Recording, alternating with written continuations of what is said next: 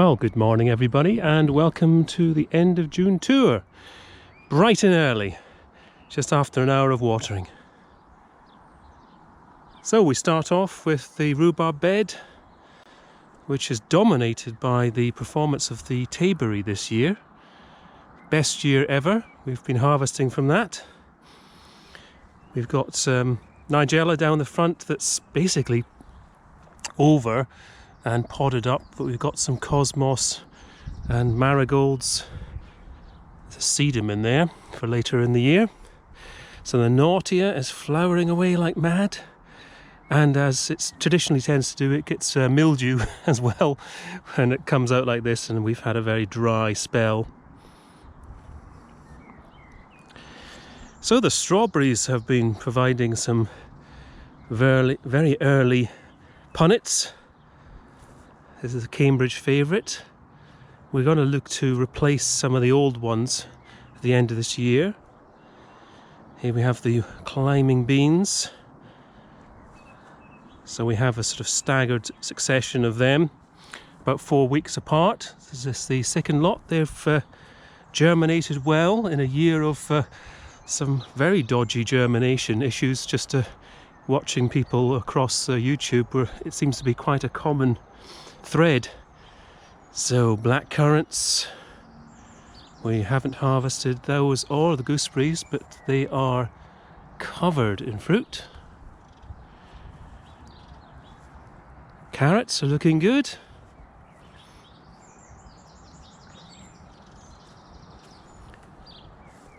I would say as are the blueberries, but they never look that good, but they are covered in fruit, which is nice. So they're all netted, ready for us to get them rather than the birds.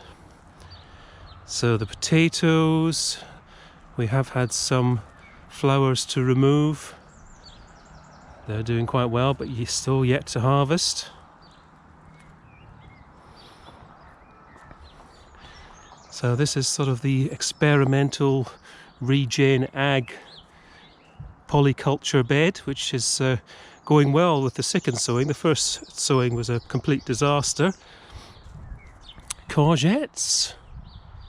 Got a little Waldo thornless blackberry there. Oh, we have got a courgette coming. That's the first one. So, and talking about first one, the first lot of leeks are in. They're just being protected there, more from stopping the foxes stomping all over them, and a bit of protection from the intense sun that we've been having. Tomatoes are in, and actually they're looking for them pretty green, which is good, a good green. They need tying in again, they're just romping away. So of the onions that have survived, the ones that haven't succumbed to white rot are looking quite good. So we've got some spare garlic in here, and the peppers.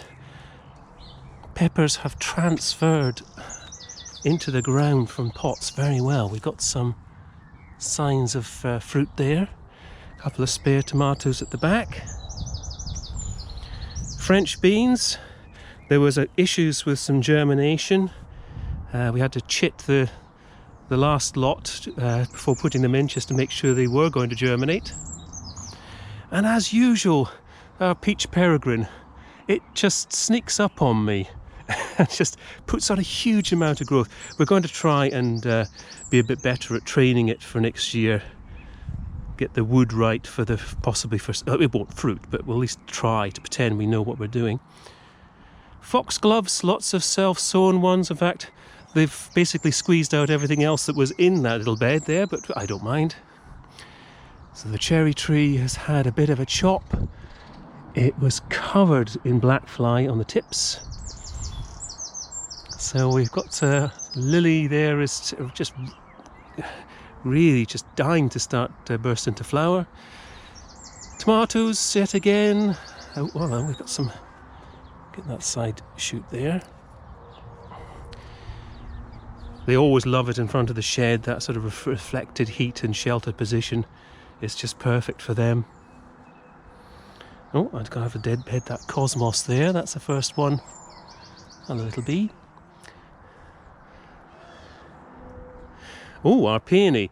And so it has been flowering beautifully all through this month. And I'm so pleased that one of the flowers has managed to last to the video. That was in our garden for over 10 years, and north-facing garden, and I absolutely hated it. And it's had a couple of years on the plot, and now it's doing its best flowering ever. So peppers, taking the time to get used to the quad grow. So Waldo's new growth here is, he's obviously decided he doesn't like being squashed against the hedge, and quite right too. It was a bit of a silly idea of me training it along the ivy there because it just gets swamped. So I've got some blackcurrant cuttings there. We've noticed that the amistad has survived the horrendous winter, which is nice. I see that salvia there. So our daylily is putting in a stonking performance. Put a little fence in at the back there just to hold back the nettles, but that's the best it'll ever look, so please admire. It'll be covered in ivy and bindweed in a month's time, and I'll never be able to get it back to looking like that. So lilies, not quite out yet. Still got some roses. So the first flush of roses, hopefully get another one. Clematis is doing really well.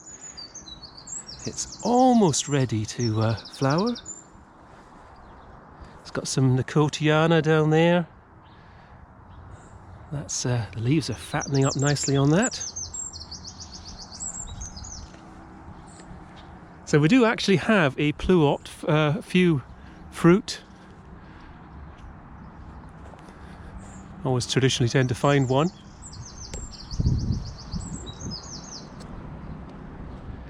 But it's had quite a bad year after the horrendous winter knocked out a few of the main branches. So raspberries probably having our best year. And that one I thought was Glencoe, the summer fruiting rather than the autumn ones. It's in amongst the polka here. Was actually the Glencoe, and it's not done terribly well. I really need to get it out of there and somewhere where it can actually romp away in the summer and the early spring rather than... Oh, we actually got more fruit on this one than I realised. We've got a plum there. There's one that's given up the ghost down there. We've got another one there. There was some second flush of blossoming going on. So, sweetcorn. Again, 2 different sowings, I think it was about 4 weeks apart. So staggering our harvest. Parsnips are doing well. They're sort of interplanted with some radish.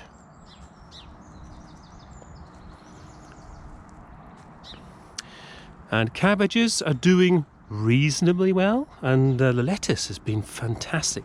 There again, it's one of these things we've been noticing on other people's YouTube videos. When something does well in the UK, it seems to do it right across the country, and lettuce seems to be one of the ones that's been particularly successful this year for quite a lot of people. Garlic, it's starting to get rust, so I didn't water that today, and just hoping that in a couple of weeks' time it'll have fattened up enough that we can harvest it. So we've had the peas that we're going to have. We've got some beetroot doing really well there, spring onions. This variety of pea is called Meteor, and it turns out it's an early one that does well to avoid pests, but it's not got a great flavour, and we discovered that, so we won't be bothering with that one again. So fruit trees have got fruit on them. This apple tree's even decided it's going to blossom again.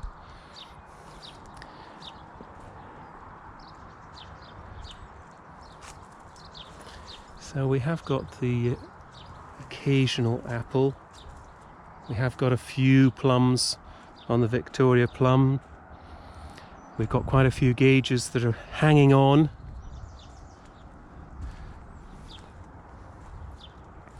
So I popped in some impatiens along either side of the path. Another Waldo doing well here with fruit on last year's growth. So all the dahlias here got a good water this morning. They've got growth on every single one. Admittedly, all bar 2 are brand new this year. So our rose has finished flowering, hopefully to give us more flowers later. Rather pathetic in height performance from the sweet peas.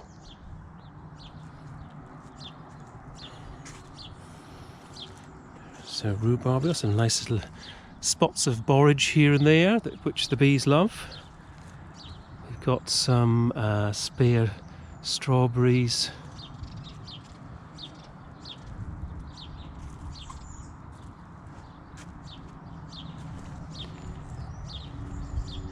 So we did get about 14 millimeters of rain out of the gauge just recently.